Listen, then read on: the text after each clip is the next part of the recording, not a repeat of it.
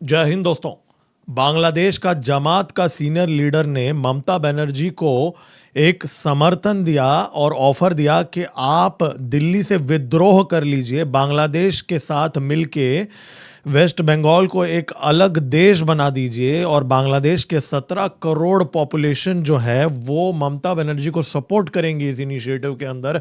ऐसा बयान मोहम्मद नूरुल हुडा नाम का एक सीनियर जमात के लीडर ने दिया और इसके बाद में कोई भी रिबटल नहीं आया जमात की तरफ से।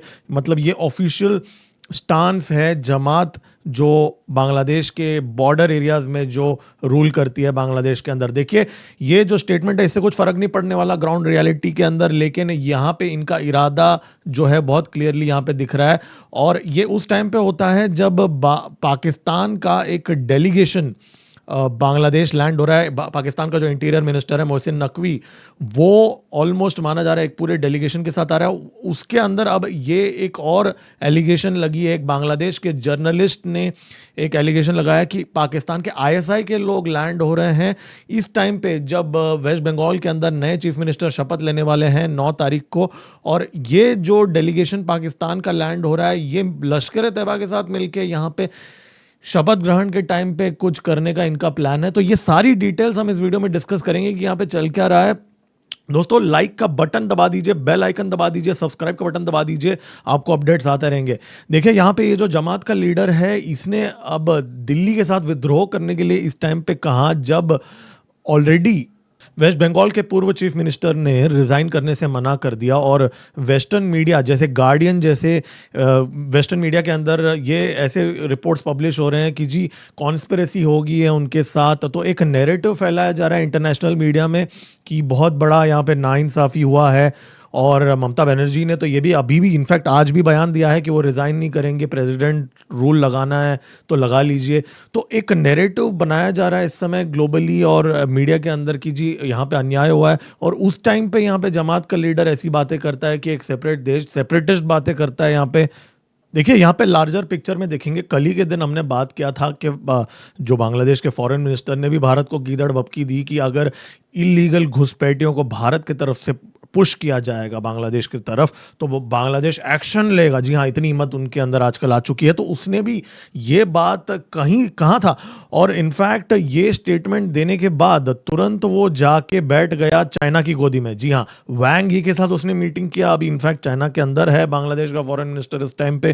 तो यहाँ पे वो मीटिंग्स चल रही हैं और जाने से पहले भी उसने एक बहुत ही कंट्रोवर्शियल बयान दिया कि भाई हम we can't sit and wait for India on Teesta pact. तो उसने ये कहा कि जी हम भारत जब तक तीस्ता का पानी सेटल नहीं कर लेता तब तक हम वेट नहीं करेंगे, हम तो बांध देंगे डैम और रिजर्वॉयर। हालांकि उससे फ़ायदा क्या होगा वो पता नहीं, लेकिन पॉइंट यहाँ पे यह है कि बांग्लादेश ने अपने असली तेवर दिखाना शुरू कर दिया। फरवरी के महीने में बांग्लादेश के खुद के इलेक्शंस हुए थे, अब 2 महीने तक वो रुके हुए थे। ऐसा लग रहा है कि भारत के वेस्ट बंगाल के अंदर कौन जीतेगा। अगर ऑब्वियसली अगर ममता बनर्जी जी जीतती थी, टीएमसी जीतता था तो बांग्लादेश का रिएक्शन शायद कुछ और हो सकता था। लेकिन अब जब पोस्ट पोल वायलेंस के द्वारा जो अभी शुभेंदु अधिकारी जी के पर्सनल असिस्टेंट को भी तो मारा गया है ना, और इनफैक्ट अब रिपोर्ट्स आ रही हैं कि कुछ और भी वायलेंस हुआ है। तो इतनी सेंसिटिव फेज में है वेस्ट बंगाल, इस समय ट्रांजिशन फेज में है। इस टाइम पे ऐसी बातें के जमात के लीडर के द्वारा किए जाना, और वो भी उस टाइम पे जब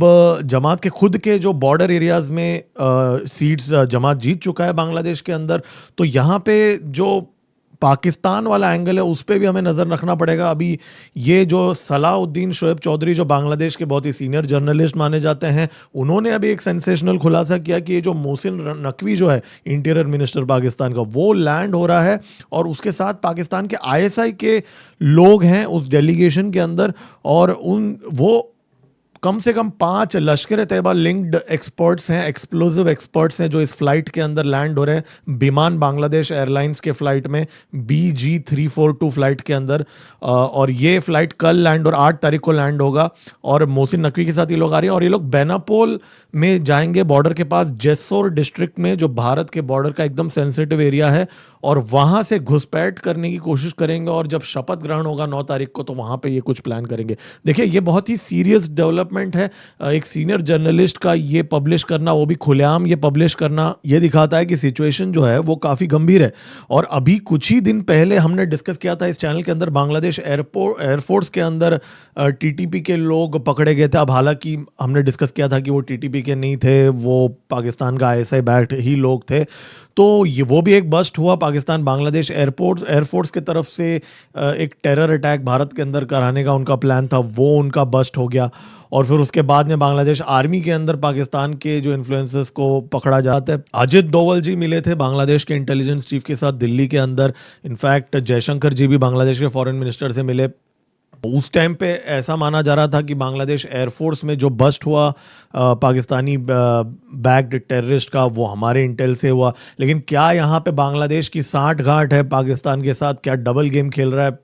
ये सारी चीज़ों को हम नज़रअंदाज नहीं कर सकते। ये जो खलीलुर रहमान है, हमने इस चैनल में बहुत डिस्कस किया है कि पिछले बार भी जब वो भारत आया था, तुरंत भारत के में अजित डोवल जी के साथ मीटिंग करने के बाद तुरंत वो कतर चला गया था। वहाँ पे सीआईए के ऑफिशियल्स के साथ उसने मीटिंग किया। तो this guy works for CIA, मतलब ये तो पूरी तरीके से यहाँ पे एक्सपोज, वो तो चीज़ें हमें पता ही है, क्योंकि यूनिस एडमिनिस्ट्रेशन में भी ये बातें उठी थी। और देखिए इस समय मुशीराबाद, मालडा, साउथ 24 परगानाज, नॉर्थ 24 परगानाज, जो भारत का चिकन स्नेक है, ये सारे लोकेशंस के अंदर अगर जमात डायरेक्टली पाकिस्तान आईएसआई के साथ काम कर रहा है, तो इस टाइम पे उनके पास एक विंडो ऑफ अपॉर्चुनिटी है। भारत के अंदर जो 0.5 फ्रंट है, उनके साथ मिलके उनको भी एक्टिवेट करके कुछ करने के लिए। और पिछले एक साल में न जाने अनगिनत पाकिस्तानी बांग्लादेश के अंदर आ चुके हैं। वीज़ा फ्री एंट्री डिक्लेयर कर दिया था मोहम्मद यूनुस ने। इनफैक्ट अभी भी बीएनपी के सरकार ने उसको हटाया नहीं है। तो न जाने कितने आईएसआई के लोग इस समय बांग्लादेश के अंदर ऑलरेडी आ चुके हैं।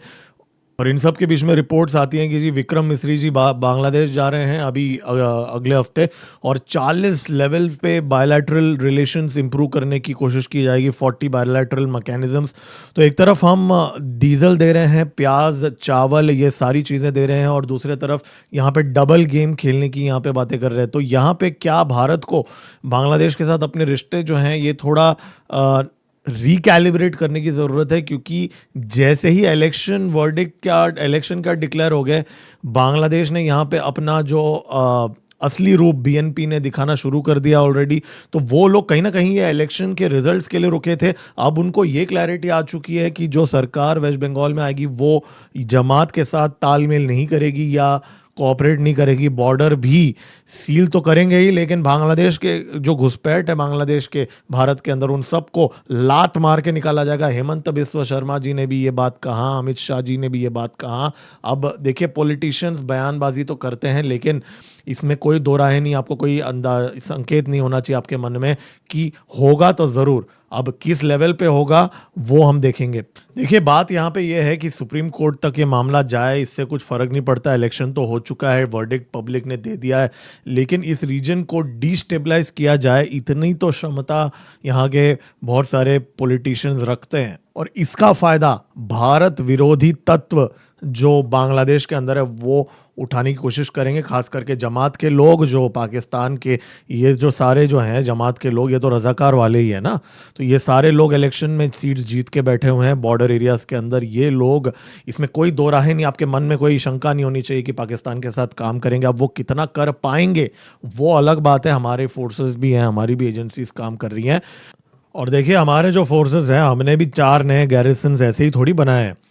हमने भी जो यहाँ पे पिछले 6-8 महीने के अंदर हेवी डिप्लॉयमेंट्स किए हैं, वो हमने ऐसे ही थोड़ी किए हैं। तो हमें भी तो मौका ही चाहिए यहाँ पे। तो अगर ऐसी कोई हरकत होगी तो इस बार बांग्लादेश का टुकड़ा जो है वो एक और टुकड़ा हो जाएगा, और पाकिस्तानियों की बैंड तो बजनी तय है। तो दोस्तों ये एक अपडेट आप लोगों को देना था। लाइक का बटन आप दबा दीजिए और सब्सक्राइब का बटन दबा दीजिए, बेल आइकन दबा दीजिए, आपको ऐसी अपडेट्स आते रहेंगे। मिलते हैं तुरंत अगले वीडियो में, क्योंकि कुछ और अपडेट्स भी अभी सामने आ रहे हैं। आज ऑपरेशन सिंदूर का एनिवर्सरी जो था उसको लेके बहुत सारे खुलासे हुए हैं। तुरंत मिलते हैं अगले वीडियो में। दोस्तों मेरा नाम है गिरीश और आप देख रहे हैं एमजीओ पॉलिटिक्स। जय हिंद, भारत माता की जय।